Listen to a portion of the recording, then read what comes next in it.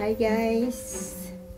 Narito po tayo ulit ngayon sa ating kusina at nagugutom po ako ng kaunti. Gagawa po ako ng French toast at ipapakita ko rin sa inyo kung paano ko gawin. So let's go guys, umpisahan na natin. Guys, umpisahan na po natin ang ating paggagawa ng sauce para po sa ating French toast. So, nakita nyo, meron po ako ditong 1 egg. Nalagay po natin dito. Ayan. And then, lagyan po natin ng sugar. Ayan. Isang kutsara lang po, guys. And then, vanilla extract.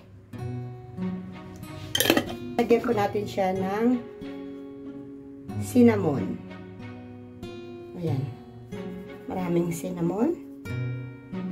Now, lagyan po natin siya, guys, ng gatas. Kasi wala po tayo ditong gatas na lagyan na lang natin siya ng isa kutsarang gatas. Isang kutsara kalahati.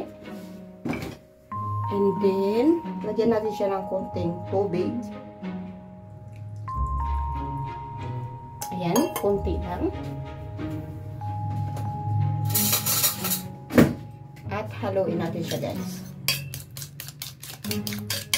Ayan. Ayan.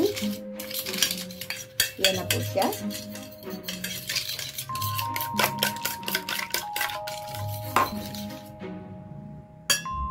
Ayan, ready na po ang ating sauce, guys. Ngayon, meron po tayong toast bread. Ayan, nakita nyo, toast bread. Ibababad po natin yan siya mamaya dyan, bago natin siya i-fried. Ayan na po guys, ready na po ang ating kawali. Ayan, linagyan ko na rin po siya ng butter. Ayan, antayin lang natin matunaw siya ng konti. Ayan. At ito naman, ang ating tinapay. Nakita niyo yung toast bread. Basain lang natin siya dito sa ating binuwang sauce kanina. Ayan. Ayan po. Ayan. So, ngayon, ilagay na natin siya rito.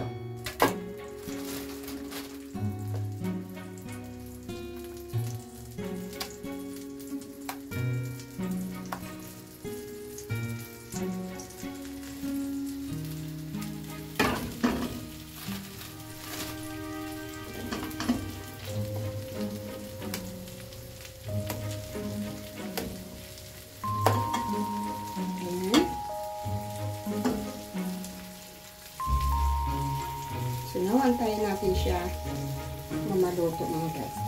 Ilang tira naman ang sauce natin. Lagyan natin sa iba. Ayan, antayin lang natin.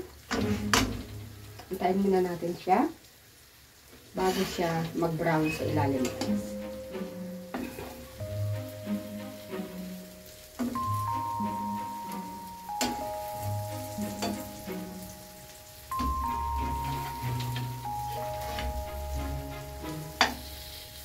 Brown na isa.